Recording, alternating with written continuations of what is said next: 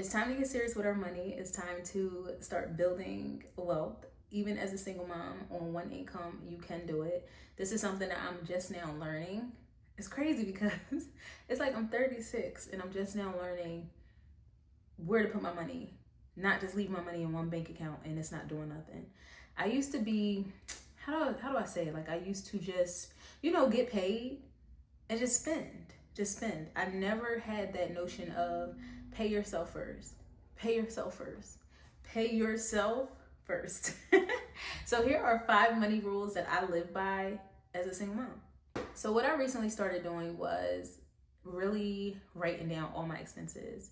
I did it one time when I was first going through the home buying process. I had went through and wrote down everything I was spending, all my subscriptions, really got real with how much I eat out in a month, and you'll be surprised at how fast those things add up. And after I bought my house, I stopped being mindful about it again. Like I just went right back to my old ways. So now I'm just now getting back into it. Like, hold up. Let's go see where money is actually going. I remember my realtor saying to me once, like, I know where every dollar in my house goes, every single dollar. And I remember looking at him like, that just seems like so much work. Like every single dollar, like never mind the little coffee that I got, never mind the, random expense, random things that you just spend on. You really don't think about it. But if you're not thinking about it and you don't have a plan for it, that's where overspending comes in. I'm listening to an audiobook right now, and she's talking about, really saving money and building wealth, but it's not just about skipping that occasional coffee or, you know what I mean? Because those things are minimal. They do add up, but it's like, no, like if you want to go get a coffee, go get a coffee. The goal is to make more money. You know what I mean? I'm not cutting back on expenses. I want to make more money. But at the same time, I want to cut back on expenses because number one, some things can go. Like I remember once a couple months ago, I was looking through my subscriptions on Apple, and I'm like, why am I being charged so much every month on Apple? Like, what is going on? Then come to find out, this random ABC Mouse subscription was coming out for a whole year. Had no idea about it. Like, must have downloaded it on a free trial or something, forgot about it, deleted the app, and now here we go. I'm still being charged for it, not using it. And then it was like Canva. Unbeknownst to me, I had Canva on my iPad and I had Canva on all my phones. And on your phones, you could share subscriptions. But my iPad, for some reason, this was when I got my iPad, it wasn't connected to the family. And somehow I had this must have been before they allowed shared subscriptions, unless I just didn't know about it. And I had a whole subscription for Canva on another device, being charged double, 2 times for Canva, 2 different prices. And I'm just like, this is how money just goes away. Because that was like over $100 over the course of a year. It's like, no, we need to be checking where's the money going. Those random Hulu subscriptions, you don't even watch Hulu. Talking to myself.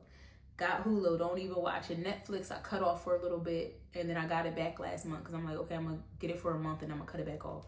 Did I cut it back off? No, now we're on month 2. But I went in and I created a whole spreadsheet of all my spending, all my bills, my fixed bills, all my spending, all my subscriptions, not all my spending, just my subscriptions, my bills, and little miscellaneous things that I pay for monthly, like maybe like my facials, whatever is built in that I know is a fixed expense that I'm not going without, that's on that list. And it gave me a clear idea of where my money is going. I'm just like, wow, like this can be eliminated. I don't need this. I'm paying a subscription for this. I don't need this. So I started slowly, taking things off and getting serious with my income. And I don't know, it feels good. It feels good to know, like, where you're at financially. Because before I would just, everything's just coming into one account and stuff is coming out. But then when you make so much money, you looking at, like, there's been months that I was making $20,000, $30,000 a month and it's gone. And it's like, well, what did you spend? What did you buy? What did you buy? And you're looking around like, I don't know. I have no idea. Oh, don't forget, like you went and bought a random Peloton bike for $3,500. Why did you do that? And it's just sitting there. So it's like getting clear with money and then having goals for your money. Like, okay, I'm not going to buy a Peloton bike today. I'm going to put money in this account. So now what I do is like I have a home account, and it's just specifically for home repairs, home decor, home stuff, whatever I need for the house, flowers, plants, mulch, whatever, that's going to be my account for that. So if I feel like, hey, I want to go buy a bike, I want to go buy a Peloton today, let me look in my home account and see if we doing that this week. Not, oh, I got it in my account, let's go swipe. No. Like when I tell y'all I'm changing my habits, I wish I knew this type of stuff in my 20s. I really, really do. I would have saved so much money. Like, I would have saved so much money, and I was just spending recklessly. I can't say too recklessly because at the same time I did pay off some debt. But then also it's like, even knowing that, like knowing the laws around the debt, a lot of that stuff I probably could have gotten written off. You know what I mean? Or could have been falling off in 7 years. You know what I mean? So it's like knowing that knowledge is power. I know it's like cliche to say that, but it's the truth. Knowledge is freaking power. It's like stuff that you don't know, you learn. And so I guess going forward, that's what I'm going to be doing. So I opened up 4 accounts. I have my fun account. That's just my fun money. If I want to go out to dinner tonight, like I'm about to do, then I can, I can swipe this account guilt-free because this money is in here just for fun. So if I want to go get the random coffee, cool. We're going to go get the random coffee. If I want to go to dinner tonight, we're going to go to dinner. You know what I mean? This is specifically my fun account. Then I have another separate account for bills. So only bills will be coming out of this account. Bills. Put all my bills on auto pay. The money goes into this account. So every time I get paid through my business account. And I just separate all the money. Money's just being separated. We put in a percentage in the fund account. We're putting a percentage in the bill account. Then I have a travel account. So my travel account is in my fund account. See, now I'm getting confused. I opened up 2 high yield savings accounts. So one is just my savings. We're not touching this, period. This is pay yourself first. So that is our second rule today, is pay yourself first. I don't care who needs to be paid. Pay yourself first. Because if you never start saving money and putting away money for yourself, in a couple years, you're going to be looking like, well, dang, the bill man got paid. Netflix got paid. Amazon got paid. Hulu got paid. You know what I mean? The trash service got paid. The water bill got paid. But what did I get paid? I made all this money, but I have nothing for myself to show for it. And that's not what we want to do. So we want to make money and we want to save money for ourselves. Pay yourself first. So I have those 2 accounts and then my travel account. So I think my travel fund account is together. My travel fund account is together. That's travel money as well because that falls under fund. And then I have my house account. I'm thinking of my high yield because I have my high yield with my broker. I seen a lady the other day say, keep y'all money out the banks. Keep y'all money out the banks. And now I'm understanding it because I'm not leaving my money in no banks no more. Like, I'm going to have my money in my brokerages and I'm going to also have my money in my high yields. They will not be in the banks no more. Only bank account I do have is my bill account. That is a regular bank account. The bills can go through there. But everything else, no. I got my high yield here, my fund account, and my savings account is here. And I may end up opening another high yield. I have to open up one more savings account for my taxes because since I am a 1099, I don't have a job. This is my job right here talking to you all. Hi, I'm Kendall. If you're new here, I'm a single mom of 2. I'm rebuilding my life at 36. I have been a content creator for 6 years now, and I'm starting over. I'm rebuilding my brand from scratch. We're starting over, okay? But I've been here. And so I need to open up another account just for taxes because I read that too. If you have your money in a high yield, your tax money is still growing before you have to go pay it out. You know what I mean? At least it's growing. Stop having your money just sitting in the bank and it's not working for you. It's not working for you. What is it doing? You're not getting no interest in it. Let it go. Next money rule that I'm living by in 2026 is creating or introducing a new income stream every quarter. So every quarter we introducing a new income stream. We're almost in quarter 2. And it's time to introduce a new income stream. So I am trying to get to that 7 streams of income, 8 streams of income, whatever you want to say it is. But I want to have a couple of streams under my belt where I'm just generating income. Money is just flowing to me. It's just flowing to me effortlessly. So my first stream is my digital product line, Modern Matriarch. I'm building Modern Matriarch up. I hope to start my podcast. I'm going to be dropping products in a few. I'm actually creating right now. I'm actually creating right now a debt income tracker. I forgot my mic again.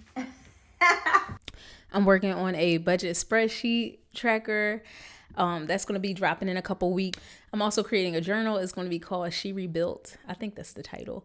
But I'm still working on that because I really want to create products that will help moms, single moms, and moms in general to get financially free.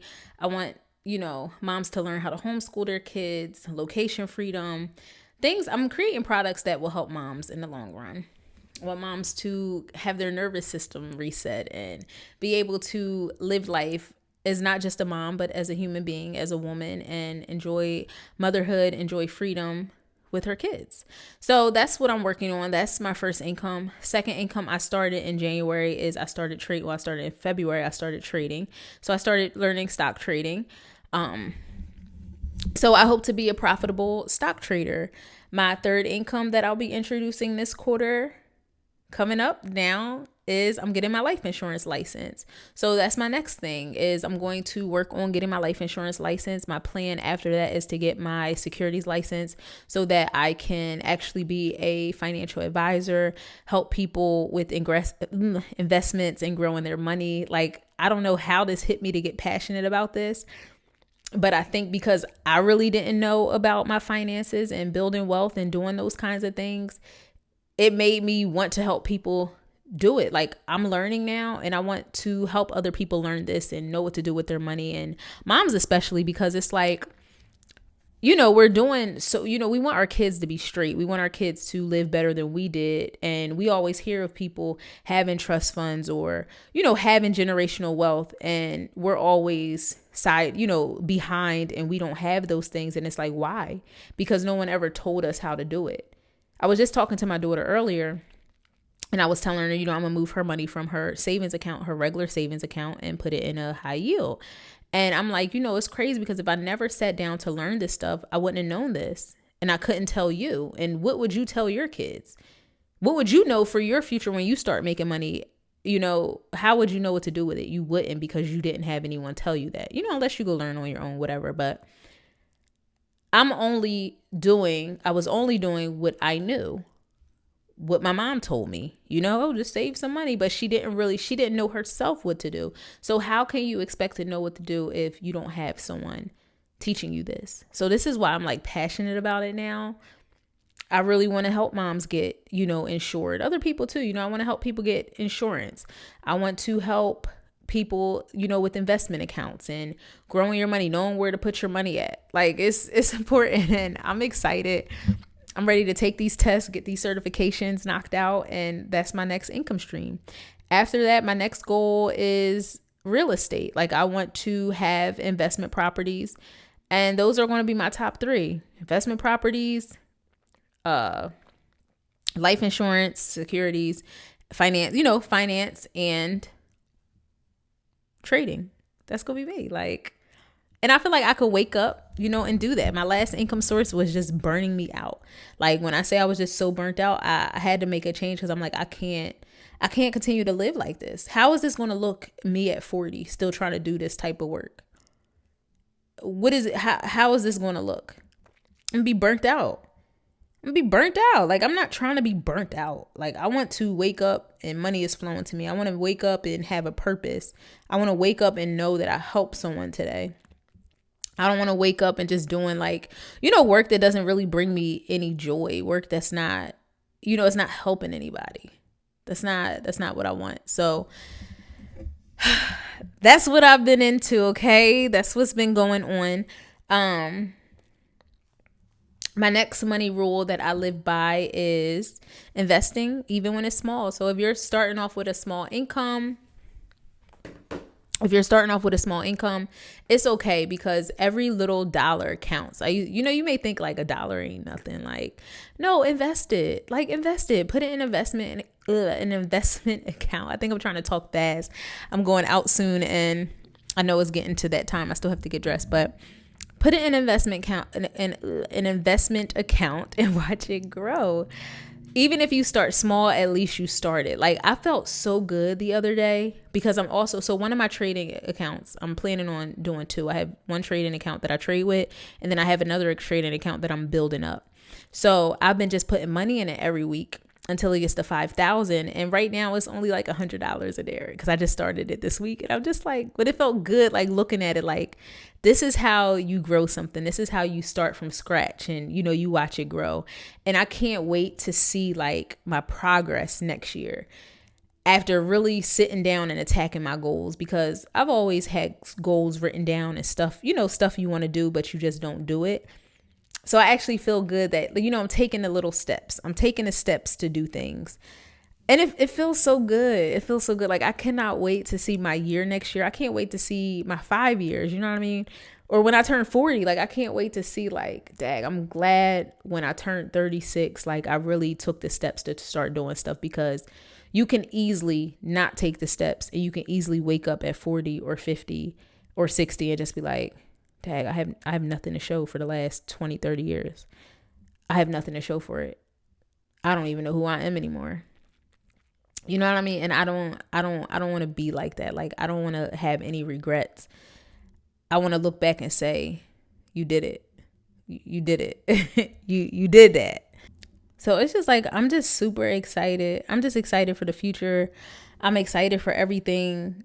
Don't think as a single mom that you cannot build wealth. Don't think that you can't, you know, that you can't create this life that you envision in your head, because you absolutely can. I mean, I see it all the time, especially on social media. You know what I mean? You see women that have went against the odds and have created something for themselves, for their children.